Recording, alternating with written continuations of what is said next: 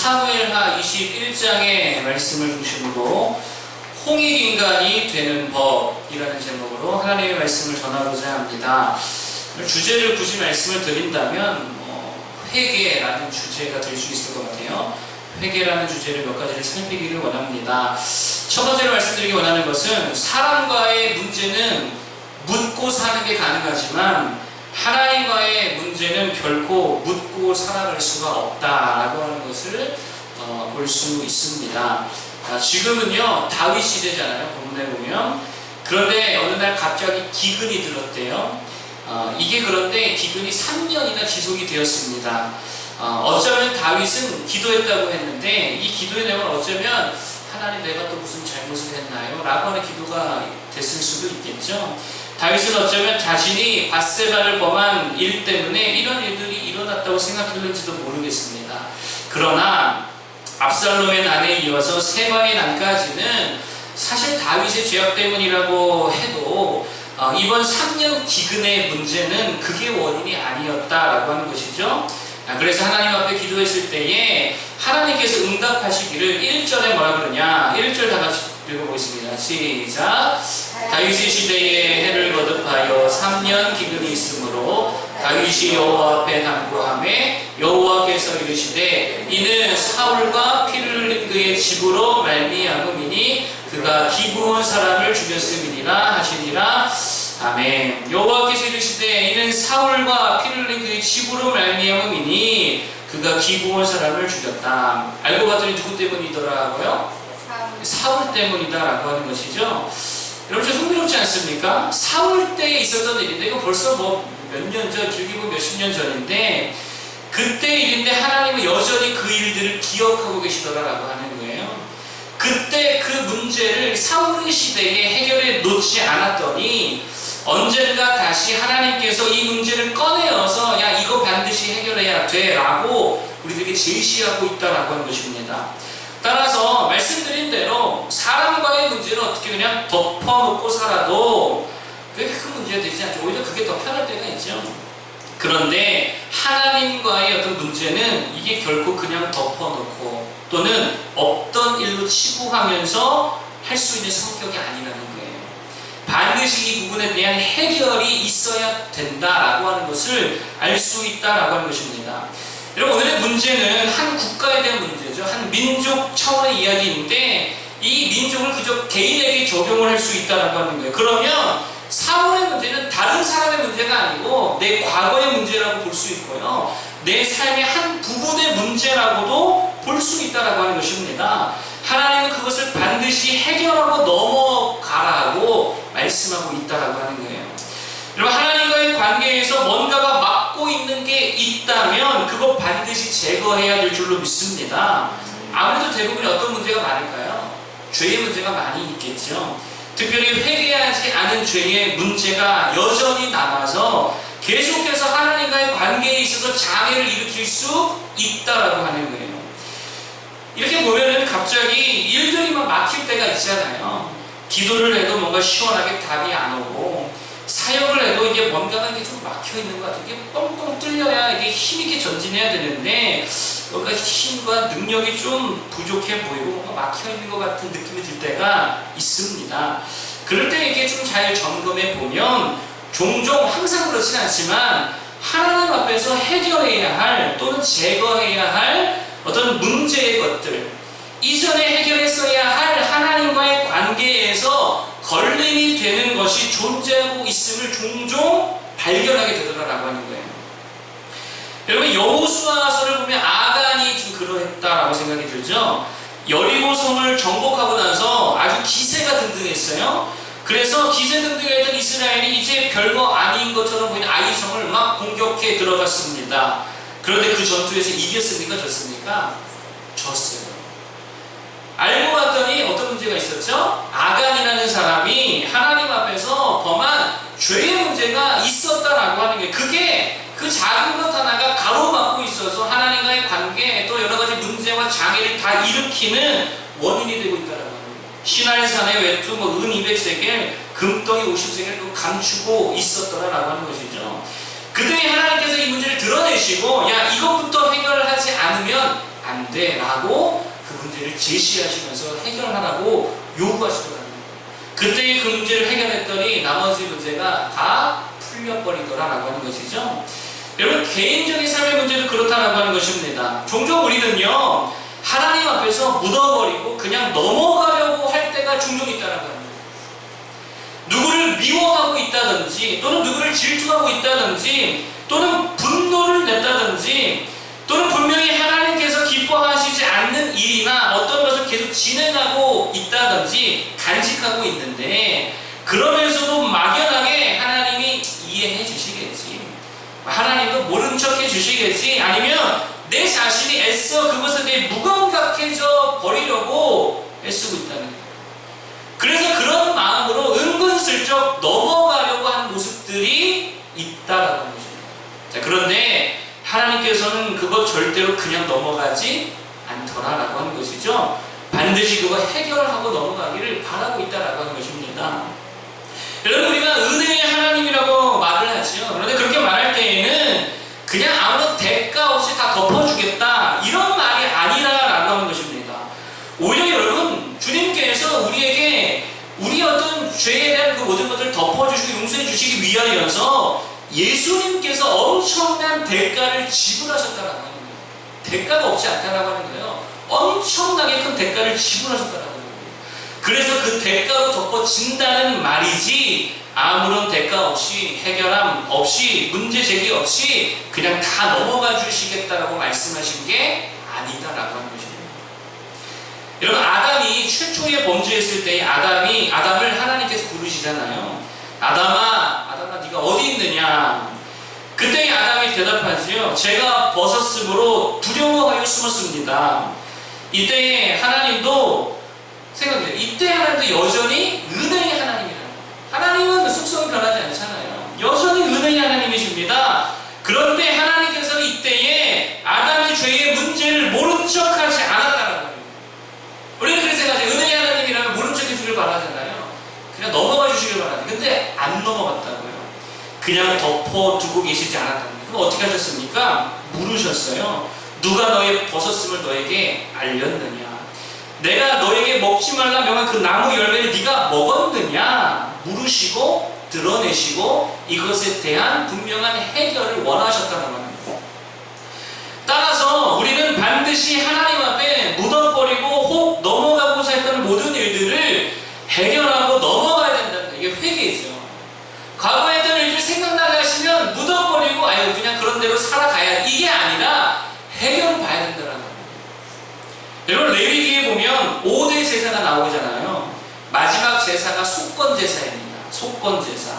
속건 제사가 뭐냐면 하나님께 범한 죄악에 대하여서 잊고 지나간 것들이 혹 있다면 그것을 다 보상해내라. 이게 속건 제사입니다. 예를 들면 이런 거죠. 하나님께 어떤 소원을 했거나 작정을 했어요. 하나님 이렇게 하겠습니다. 저렇게 결단을 했어요. 그런데 그것을 이행하지 못하고 넘어갔는데 까먹고 있다가 어느 날 하나님께서 기억나게 하신 거예요. 아 맞다, 내가 그때 하나님께 이렇게 소원했는데 못 지켰구나. 기억나게 하시면 그것에 대한 속건 제사를 하나님 앞에 드리라는 거예요. 그래서 서원했던 것, 작정했던 것, 그거 이행하지 못하는 것에 대한 값을 지불하는 거예요. 그러니까 반드시 해결하라는 거에 묻고 넘어가라는 거예요. 해결하라는 거예요. 또 하나님께 마땅히 드릴 예물이 있는데 우리가 해야 될 의무들이 있잖아요.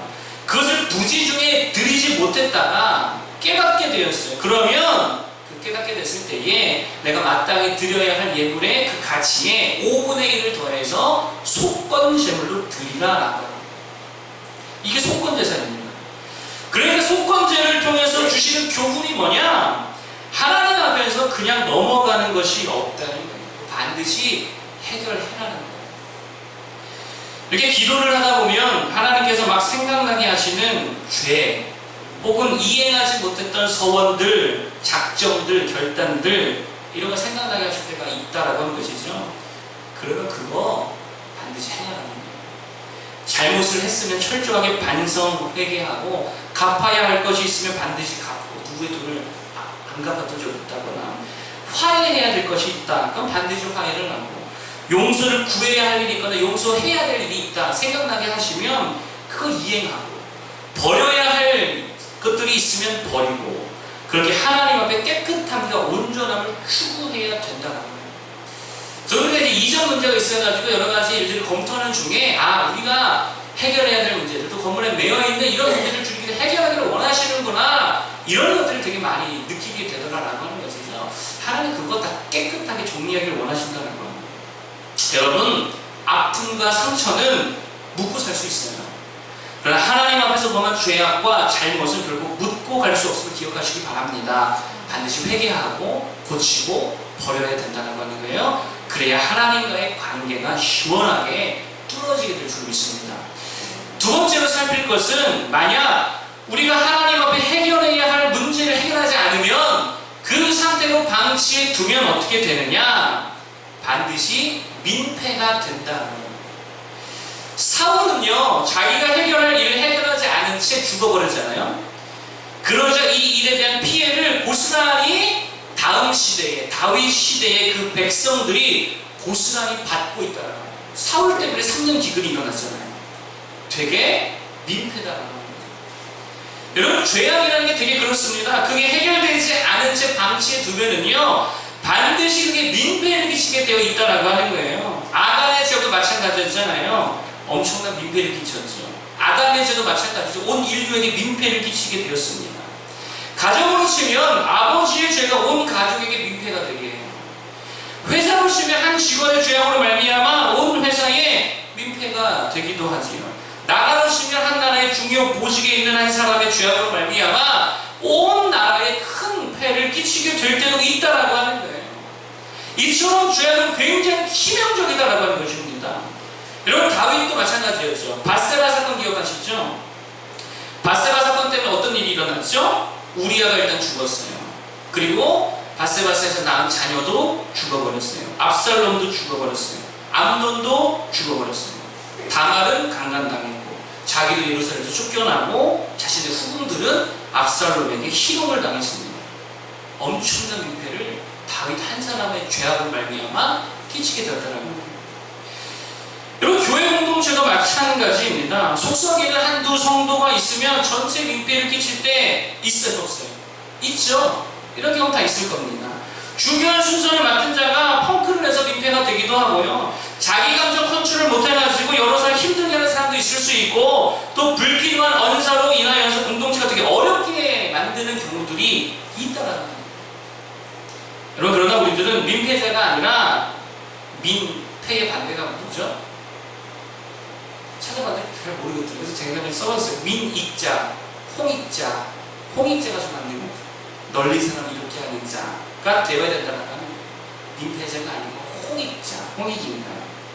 그러기 위해서 하나님 앞에 철저하게 우리의 문제들, 우리의 연약함들을 알고 회개하고 그거 주 앞에서 고쳐 나아가야 된다라고 하는 것입니다. 여러분, 어떤 때는요, 두 사람이 막 다퉈요. 근데 모든 성도가 그 두 사람 눈치 보느라 교회가 일을 제대로 못할 때가 있다라고 하는 거예요. 이게 얼마나 민폐냐라고 하는 것이죠. 그거 빨리 고치지 않으면 누구만 신나느냐? 마귀만 신나고요. 사탄만 좋을 일 하고 있다는 거예요. 자, 그런 차원에서 눈치 주는 사람이 되면 안 된다라고 하는 생각을 해보게 됩니다.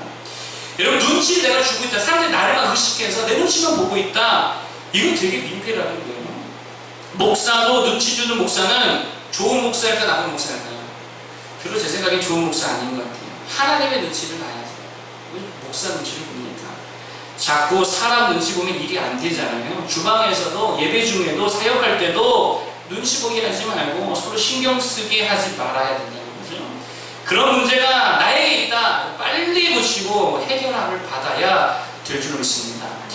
오늘 이스라엘을 보십시오. 사울이 죽은 지가 언젠데 보세요. 아직도 그 뒤치다거리를 하고 있잖아요.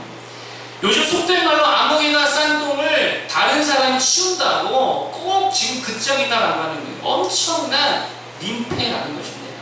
따라서 민폐자 되지 말고 홍익자 되기를 바랍니다. 자, 그러면 민폐자의 특징이 뭐냐? 지극히 자기 중심적이다라고 하는 거예요. 자, 2절에 보니까 2절을 한번 읽어보겠습니다. 2절. 네, 2절 시작.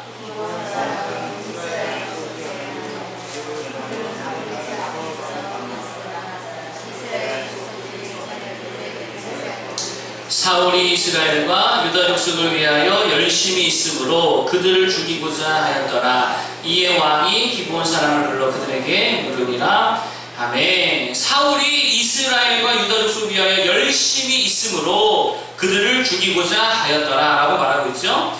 자, 여기서 이제 그들이라는 것은 기브온 족속입니다. 사울이 죽인 자들은 누구냐? 기브온 족속인데, 기브온 족속이 누구냐면 여호수아를 보면은요, 그때에 여호수아가 가나안 정복할 때에 여호수아와 그 백성이 두려워서 멀리서 온 것처럼 꾸며가지고요 화친을 맺었던 히위 족속 중에 한 무리가 있었습니다. 그들이 바로 기브온 족속이었어요. 그래서 여호와의 이름으로 맹세하여서요, 우리가 결단코 너희를 치지 않겠다, 너희를 죽이지 않겠다, 너희와 같이 이제는 이 땅에 함께 살고자 하겠다라고 하는 주님의 이름으로 화친을 맺게 되었습니다. 자, 그런데 사울은요, 하나님의 이름으로 맺은 그 화칙을 어겨버리고 자기 자신의 열심을 가지고 기본 주민을 다 죽여버렸다는 거예요. 지극히 자기 중심적이다. 하나님의 말씀 배제해버리고 자기 중심적으로 그렇게 모든 결정을 다 해버리니까 민폐가 되더라고요. 여러분, 민폐가 뭡니까? 결국 자기 중심적이 될 때 이거 엄청난 민폐가 된다는 거예요.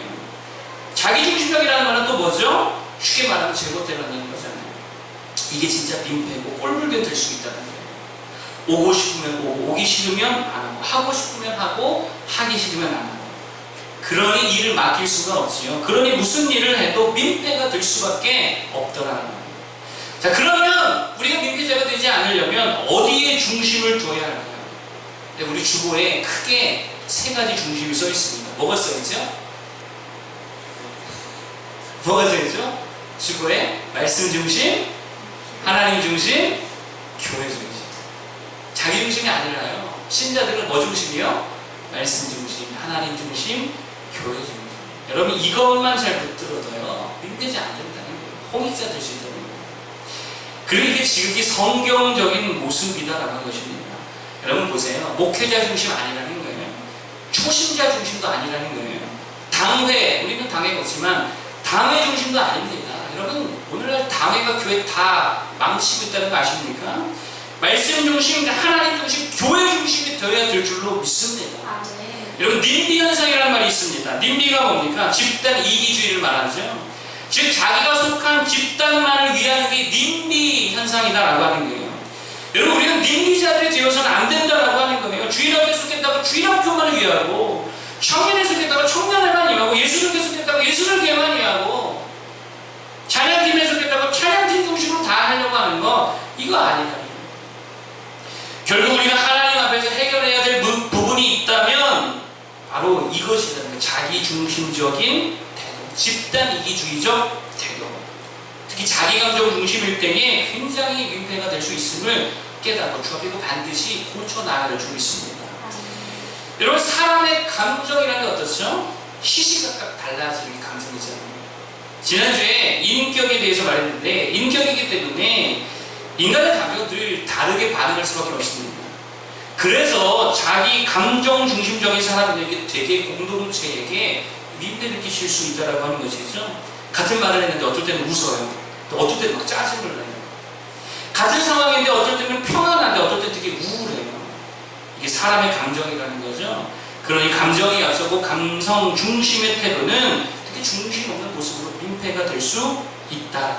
여러분, 사울과 같이 자기 중심적 태도를 버리시고 자기 중심, 감정 중심이 아니라 말씀 중심, 하나님 중심, 교회 중심의 신앙인들 다 되기를 부탁드리겠습니다. 그러면 홍익자들이 다 될 줄 믿습니다. 마지막 세 번째로 말씀드리길 원하는 것은요, 우리가 하나님 앞에서 정리할 것 잘 정리하고 버릴 것 잘 버리고 해결할 것 해결하고 그렇게 회개해서 홍익자가 되면 주변에 사람이 이제 붙더라. 여러분, 결국 다윗이 기브온 주민들의 이 청원을 다 들어주고 사울이 벌려놓은 문제를 다 수습하더라라고 하는 거죠. 이게 민족적인 문제라고 해서 개인으로 치면 우리의 과거에 어떤 해결해야 될 부분들, 하나님 앞에 회개해야 될 부분들, 고쳐야 할 부분들 다 고쳤다라고 하는 얘기예요. 자, 이렇게 수습하고 난 이후에 15절 이하의 말씀을 보니까 어떤 기록이 나오냐면 다윗 주변의 용사들에 대한 기록이 갑자기 나옵니다. 갑툭튀라고 갑자기 툭 튀어나왔어요. 무슨 말인가? 다윗처럼 살면 홍익자가 되면 다윗처럼 주변에 좋은 사람들로 채워진다라고 하는 거예요. 사울과 완전히 대조를 시키고 있습니다. 사울은 민폐, 다윗은 홍익. 그러자 주변의 용사들, 실력자들, 자신을 위해 목숨 걸고 쌀 수 있는 용사들이 막 채워지더라고요. 사울과 엄청나게 대조되는 모습이죠. 여러분 기억나세요? 사울이 죽던 날에 그가 누구와 전투했습니까? 블레셋과 전투했어요. 똑같죠. 다윗도 지금 누구랑 전투해요? 블레셋과 전투했어요. 그때 사울 주변에 사람이 있었어요? 없었어요? 없었어요. 요나단밖에 없었어요. 다윗은요, 자기를 위해 싸우는 용사들이 있었습니다. 민폐자 사울과 홍익자 다윗의 극명한 대조를 보여주고 있더라라는 것입니다. 여러분 가만히 보면 주변에 사람이 자꾸 붙는 사람들이 있는 반면에 자꾸 사람이 떠나는 사람이 있다라고 하는 것이죠. 그게 왜 그럴까요? 결국 하나님 앞에서 자신의 문제를 그냥 묻어두지 않고 회개하고 해결했기 때문입니다. 다윗 자기 관리에 있는 게 아니고요, 하나님 앞에 회개함에 있다라고 하는 거예요. 흥미로운 것은요, 15절에 보니까 다윗이 그의 부하들과 함께 내려가서 싸웠다, 전쟁터에 직접 내려갔다라고 말하고 있어요. 다윗이 이제 왕이 된 연차가 좀 될 텐데 아직까지 전쟁터에 내려갔다는 되게 흥미로운 부분입니다. 여러분 기억나십니까? 다윗이 밧세바를 범할 때에 어떠했습니까? 전쟁에 나가지 않았잖아요. 그 이후에 다시 어떻게 돼요? 전쟁에 나가는 거죠. 뭐 했다는 거예요? 이 부분을 하나님 앞에 고쳤다는 거예요. 하나님, 내가 그때 그랬기 때문에 내가 망할 짓했군요. 이제 백성들과 함께 전쟁터에 나가 싸우겠으니 회개했다라는 거예요. 그랬더니 옆에 용사들이 함께 하더라. 여러분 결국 자기중심적이고 민폐만 끼치는 사람이 어떤 사람인 줄 아십니까? 다르게 표현하면 하나님 앞에 회개하지 않는 사람이다. 그러나 하나님께서 우리 안에 있는 문제들을 드러내시고 잘못과 죄악에 대하여 문제 제기하실 때, 야, 너 이거 아직 내 앞에서 해결되지 않았거든 라고 말씀하실 때에 그거 그냥 묻어두려 하는 것이 아니라, 그냥 넘어가려는 것이 아니라, 모른 체 하는 것이 아니고 철저하게 회개하고 뉘우치고 그래서 예수 안에서 그 힘의 능력으로 해결을 받고자 발버둥 칠 때에, 그리고 다시 레위기의 속건 제사를 드리는 마음으로 지나간 일이라 하더라도 하나님 앞에 회개의 심령으로 그것에 대해 다 고백하고 뉘우치고 반성할 때 되게 그 유익을 끼치는 리더자가 될 수 있다.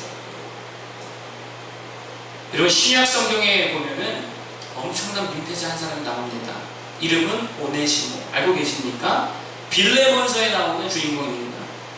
그는 빌레몬의 종이었습니다.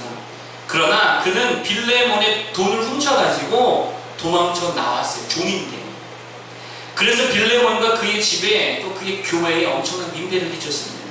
그러나 그가 떠나나온 이후에 어찌저찌 하다가 사도 바울을 만나서 회개하고 나니까, 하나님 만나고 나니까, 회개하고 나니까 사도 바울이 오네시모를 뭐라고 말하는 줄 아십니까? 이는 나의 신복이라. 민폐 끼치는 자에서 사도 바울의 신복으로 변화되더라고요. 그러므로 이후로는 종과 같이 대하지 말고 종 이상으로 사랑받는 형제로 두라. 그를 영접하기를 나에게 하듯 사도를 영접하듯 그를 영접하라. 그가 전에는 무익하였으나 되게 민폐자였으나 이제는 나와 너에게 유익함으로 라고 바울이 말하고 있다라고 하는 것입니다. 이런 변화가 어디서 일어났다는 거예요? 회개할 때에 일어났다. 여러분 모든 관계와 문제의 열쇠가 가만히 보면 어디에 있냐면요, 그 문제 자체에 있는 게 아니고요, 하나님 앞에 우리가 회개할 것들이 있을 때에 회개하고 철저하게 주님 앞에 바로 설 때에 이상하게 다른 문제들이 다 풀려버리더라라고 하는 것입니다. 이 원리를 반드시 기억하는 우리 모두가 되기를 바랍니다. 그래서 이 말이 참 맞는 말이에요. 제가 어릴 때부터 제가 청년 때까지 자라왔던 모교에서 맨날 듣던 말씀인데, 신통하면 인통하면. 목사님 맨날 말씀하세요. 신통하면. 하나님과 통하는 일, 회개잖아요. 그러면 뭐가 통한다고요? 인통하면. 결론의 말씀드리기를 원합니다. 하나님 앞에서의 문제는요, 결코 덮고 가는 거 아니라는 거예요. 누구 미워하십니까? 그 해결해야 된다는 거예요. 반드시 해결하고 넘어가길 바랍니다. 그거 해결하지 않으면 나뿐 아니라 내 가정, 내가 속한 공동체에 반드시 폐를 끼치게 되어 있다고 합니다. 여러분, 특별히 말씀 중심, 하나님 중심, 교회 중심적이지 못하고 그저 자기 중심적, 자기 감정 중심적이었던 모습과 태도가 우리에게 남아있다면 이거 하나님 앞에 회개하고 다 뿌리를 뽑아야 될 줄로 믿습니다. 그래서 민폐자가 아니라 민익자, 이런 말이 있는지 모르겠는데 민익자, 홍익자가 되면 주변에 좋은 사람들로 채워지게 될 줄로 믿습니다. 동역자들이든지 능력자들, 친구들, 사랑하는 사람들, 신뢰관계에 있는 사람들로 채워지게 될 줄 믿습니다. 그러면 뭘 해도 일이 다 되겠지요. 따라서 우리에게 중요한 것은 다른 것이 아닙니다. 하나님 앞에서 진정으로 회개하는 모습이 필요하다라고 하는 것입니다. 묻어두고 가지 말고 덮어두고 가려 하지 말고 묻고 덮는 것은 주님이 하실 일이 뭐예요? 우리가 해야 할 일은 당당하게 우리 연약함과 취함에 직면하여서 하나님께 회개함으로 예수 그리스도 보혈을 의지함으로 해결함 받는 것. 그러면 막혔던 모든 것들이 주 은혜 가운데 하나하나 풀어지게 될 줄로 믿습니다. 이렇게 찬양 부르고 마치도록 하겠습니다.